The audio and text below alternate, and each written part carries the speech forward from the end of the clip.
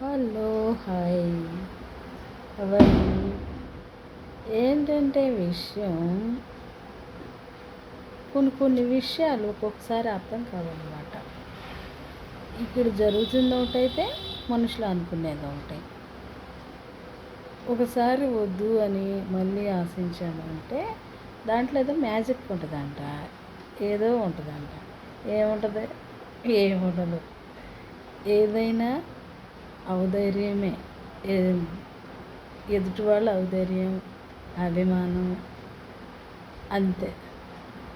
కానీ నేను కావాలి అన్నాను అంటే అది ఊరకనే అనలేదు. నేను చేసిన పని కూడా ఉంది వాళ్ళ కోసం. అర్థమైందా? ఎవరు తప్పుగా అనుకోకండి. వాళ్ళ కోసం నేను చేసిన పని కూడా ఉంది. అది అర్థమైన వాళ్ళైతే అర్థం చేసుకుంటారు, లేదంటే తప్పుగా మాట్లాడతారు. మోసం చేశారు వాళ్ళు, ఒకసారి మోసం చేశారు, 2 సార్లు మోసం చేశారు. మీరు పదే పదే కావాలనుకుంటే వాళ్ళు కావాలనుకోవద్దా? ఏంటి ఇవన్నీ? ఎవరిని ఎవరు మోసం చేస్తారు? ఎవరిని ఎవరు మోసం చేయరు. అది ఒక పని మాత్రమే. ఒక వాళ్ళు చేసినా చెప్పాను, నేను చేయాల్సిన పని నేను చేశాను. అంటే నాకు అర్థమైందా? నేను ఏం చేశానో అది పొందిన వాళ్ళకి తెలుసు. ఆపోజిట్ పర్సన్కి ఏం చేశానో వాళ్ళకి తెలుసు. వాళ్ళకి తెలుసు కాబట్టి వాళ్ళు ఇస్తారు. ఇచ్చారు కాబట్టి సరే, నేను చేసింది కరెక్టే కదా, వాళ్ళకి మంచిగా జరిగింది కదా, తీసుకుంటే ఏమవుతుంది? అంతే కదా. అంతే. అంతేగాని రాంగ్గా ఆలోచించుకోకండి. వాళ్ళు మోసం చేసి ఎవరిని మోసం చేయలేదు. జరుగుతున్నది ఒకటైతే అనుకునేది ఇంకొకటి అన్నమాట. అలా అనుకోకుండా మనుషుల్ని చంపేయకండి.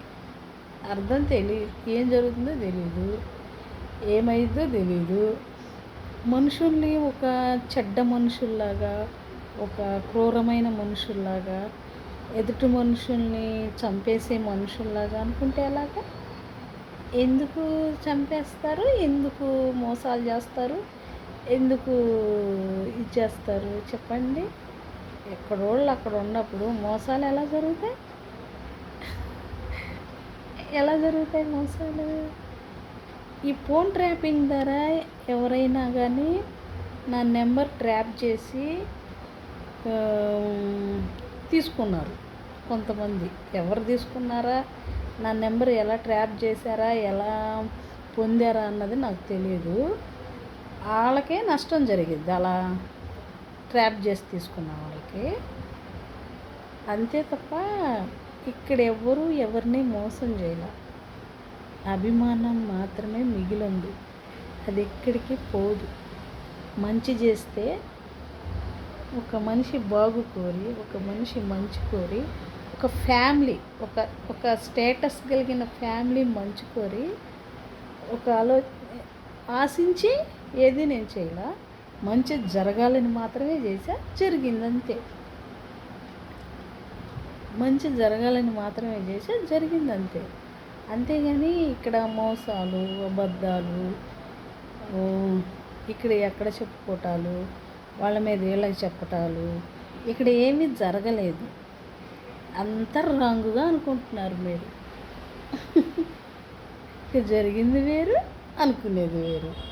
కాకపోతే ఏంటంటే నేను రన్ అయ్యే విషయంలో కొన్ని మతానికి సంబంధించి, క్యాస్ట్కి సంబంధించి కొన్ని స్టేటస్లు రావడం వల్ల దానికి నేను సమాధానం చెప్పాను. వాళ్ళు ఇలా చేశారు కాబట్టి, వాళ్ళు ఇలా క్రైస్తవుల విషయంలో అలా మాట్లాడారని, అలా దాడులు జరిగినాయని దానికి నేను సమాధానం చెప్పాను అంతే. ఎందుకు? నేను కూడా జీసస్ నమ్ముకున్న బిడ్డను కాబట్టి, చర్చికి వెళ్తాను కాబట్టి నేను అలా వాళ్ళకి సమాధానం చెప్పాను. అంతేగాని ఎవరికి వ్యతిరేకం కాదు, వాళ్ళు చెడ్డోళ్ళనో వీళ్ళు చెడ్డోళ్ళనో అదేం కాదు. సమాజంలో కొంతమంది వ్యతిరేక స్వభావం గల వాళ్ళు ఉంటారు కాబట్టి, ఈ తప్పుగా అనుకునే వాళ్ళు ఉంటారు కాబట్టి అలా సమాధానం చెప్పానన్నమాట. జీసస్ని నమ్ముకున్న వాళ్ళు ఎవరైనా మంచోళ్ళే కానీ చెడ్డోళ్ళు ఉండరు. ఇతరులకి కీడు చేయరు అసలు. ఎందుకంటే పొరుగువారిని ప్రేమించు అన్నది మెయిన్ కాన్సెప్ట్ కాబట్టి బైబిల్లో ప్రేమించే తత్వం ఏముంటుంది, ఓర్చుకునే తత్వం ఏముంటుంది అలా. అంతేగాని ఎవరు హృదయానికి తగ్గట్టు వాళ్ళు జీవిస్తారు. రాజ్యాంగం ఉంది కాబట్టి మన దేశానికి ఆ విధంగా నేను సమాధానం చెప్పాను తప్ప వాళ్ళంటే దేశమనో వీళ్ళంటే దేశమనో నేను ఏదో ఆశించి ఏదో కావాలని ఏదో సాధించాలని నేను చేయలే. నేను ఏం చేశానో చేసిన కొంతమందికి తెలుసు, వాళ్ళు చేయాల్సింది చేస్తారు, చేయకుండా ఉండరు. కాబట్టి మధ్యలో వాళ్ళు ఊరక చచ్చిపోతావా లేకపోతే ఓడిపోయావు మోసపోయావు ఇలాంటివన్నీ పెట్టకండి. ఎవ్వరు ఇక్కడ ఓడిపోయే ప్రసక్తి లేదు, ఏం లేదు. నేనేమో తెలివి తక్కువగా ఏది చేయలే. అర్థమైందా?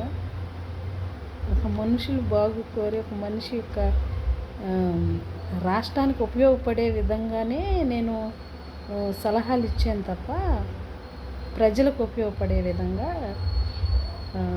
అందరూ బాగుండే విధంగా నేను చెప్పానే తప్ప ఏమీ అబద్ధాలు చెప్పలేదు, ఏం చెప్పలేదు. అది వాళ్ళకి తెలుసు నేను ఎలాంటి దాన్ని, నేనేం చెప్పానో, నేను ఎలా మాట్లాడాను అన్నది. అంతేగాని ఒక అతనైతే స్టేటస్ పెడుతున్నారు, నువ్వు ఎందుకు నేను వాళ్ళని అన్నానా అని నువ్వు బాధపడతావు, ఫ్యూచర్లో త్వరలో బాధపడతావు. నేను ఎవరిని ఏమీ అనలేదే, ఎవరిని ఏమీ అనలే. మరి అతను ఎవరో నాకైతే తెలీదు. నేను ఎవరిని ఫాలో అయ్యాను అన్నది ఫోన్ వాళ్ళకి తెలుసు కదా, ఈ ఫోన్లో ఉండేవాళ్ళకి. వాళ్ళ విజయంలో నాది కొంత హస్తం ఉంది అంతే తప్ప, సలహా ద్వారా అంతే తప్ప నేను మొత్తం కూడా ఇన్వాల్వ్ అవ్వలేదు వాళ్ళ విషయంలో. ఓన్లీ నేను సలహా మాత్రమే ఇచ్చాను. ఒక మనిషి సమాజానికి ఉపయోగపడే మనిషి కాబట్టి, నలుగురికి ఉపయోగపడతాడు కాబట్టి, ఒక ఆదుకునే హృదయం ఉంది కాబట్టి ఆ హృదయం నిలబడిద్ది.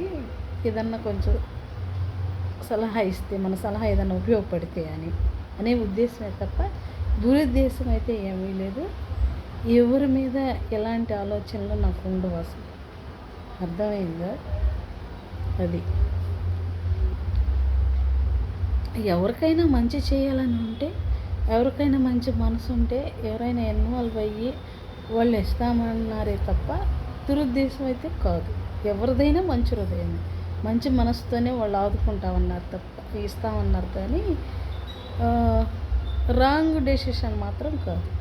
అది అర్థం చేసుకోండి, అంతేగాని తప్పుగా మాట్లాడకండి.